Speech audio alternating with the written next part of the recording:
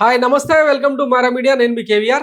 రప్ప డైలాగు జగన్మోహన్ రెడ్డి నోట్ల నుంచి వచ్చిన తర్వాత ఎంత పెద్ద సెన్సేషన్ అయిందో చూసినాం కదా. పుష్ప 2లో అల్లు అర్జున్ మాట్లాడే మాట కూడా ఇంత పెద్ద ఎత్తున ఖాయం కాలేదు. కానీ నిన్న వైఎస్ జగన్మోహన్ రెడ్డి 2.5 గంటల పాటు ప్రెస్ మీట్ నిర్వహించి రాష్ట్ర భవిష్యత్తు, ఈ సంక్షేమ పథకాలు, అప్పులు, అభివృద్ధి అన్నిటి మీద చాలా సాధికారికంగా, విశ్లేషణాత్మకంగా, వివరణాత్మకంగా చెప్పే ప్రయత్నం చేస్తే అందులో ఇక రిపోర్టర్స్ అడిగే క్రమంలో మొన్న పల్నాడు రెంటపాల వెళ్ళినప్పుడు ఎవడో ఒకడు టీడీపీ కార్యకర్తనే వాడు ఒక పోస్టర్ ప్రదర్శిస్తాడనమాట.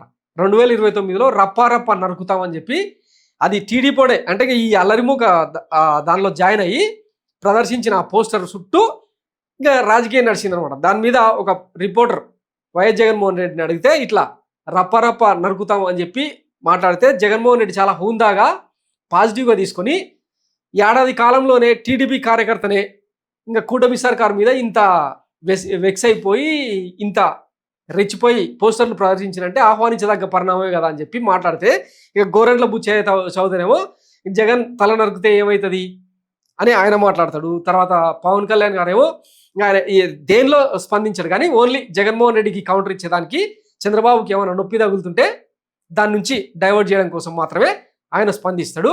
ఇట్లా మొత్తం టీడీపీ కార్యకర్తలు, నాయకులు అందరూ ఈ రప్ప డైలాగ్స్ ఉంటే నాటకాన్ని రక్తి గడ్డిచ్చిరు. బాగుంది. అయితే ఇదంతా పక్కన పెడితే తెలంగాణ రాజకీయాల్లో కూడా ఇప్పుడు ఈ రప్ప డైలాగు ట్రెండింగ్ అయిందనమాట. పటాన్చెరు నియోజకవర్గంలో ఒక పోస్టర్ హరీష్ రావు పేరుతో 2028లో రప్ప 3.0 లోడింగ్ బాలగౌని సాయి చరణ్ గౌడ్ అనే ఒక వ్యక్తి పెట్టిండు అన్నట్టు. కానీ తెలంగాణలో ఇంత రాద్ధాంతం కాలే. రేవంత్ రెడ్డి, హరీష్ రావు నీ సంగతి చూస్తా అని చెప్పి ఆయన కానీ, ఆయన కేబినెట్ మంత్రులు కానీ, ఉప ముఖ్యమంత్రి కానీ ఎవ్వరు స్పందించలేదు. ఓన్లీ ఆంధ్రప్రదేశ్లో మాత్రమే ఇట్లాంటివి ఎందుకు చూస్తాయంటే మన దగ్గర అంత దిక్కుమాలిన తనం ఉంటుంది అనమాట. మన కూటమి నేతల పైశాచికత్వం, శాడిజం, సైకోపాత్ మెంటాలిటీ అట్టుంటాయన్నమాట. తెలంగాణలో రప్ప రాజకీయం 2028లో రప్ప 3.0 లోడింగ్ హరీష్ రావు సభలో బీఆర్ఎస్ ప్లకార్డులు వైరల్. ఏపీలో మొదలైన వివాదంగా మారిన రప్ప డైలాగ్ తాజాగా తెలంగాణ రాజకీయాల్లోకి ఎంట్రీ ఇచ్చింది.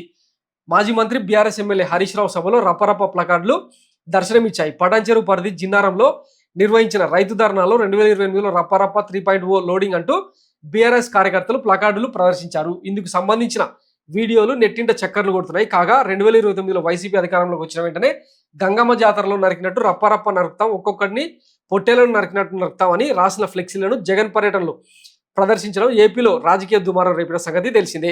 సేమ్ టైం తెలంగాణ రాజకీయాలు కూడా రాజకీయ దుమారం రేపుతుంది కదా. మరి ఇక్కడ నేతలందరూ గాయగా చేయట్లేదు ఎందుకు? మన దగ్గరనే ఎందుకు ఈ దిక్కుమాలతనం అంటే మనం ఈ సంవత్సర కాలంలో ఊడబీకింది ఏం లేదు, కట్టలు కట్టింది కూడా ఏం లేదు. చెప్పుకోవడానికి ఏమైనా ఉంటే కదా. తెలంగాణ రాజకీయాల్లో ఆ హుందాతనం ఉంటుంది. జనాలు పెద్దగా పట్టించుకోరు. మన దగ్గర సినిమా ఫ్యాన్సు, ఈ డెమిగాడ్సు, ఈ మేకప్ ఆర్టిస్ట్ గాళ్ళకు ఇచ్చే విలువ, రాజకీయాలకు ఆ వ్యక్తి పూజకి ఇచ్చే విలువ తెలంగాణలో ఇయ్యరు. అందుకే సైలెంట్ కాట నడిచిపోతాయి అనమాట రాజకీయాలు. ఓటేసినావా, ఆ రోజు సాయంత్రం అందరు కలిసి చిల్ అయినావా అన్నట్టు ఉంటాయి. కానీ ఆంధ్రాలో అట్ట కాదు కదా.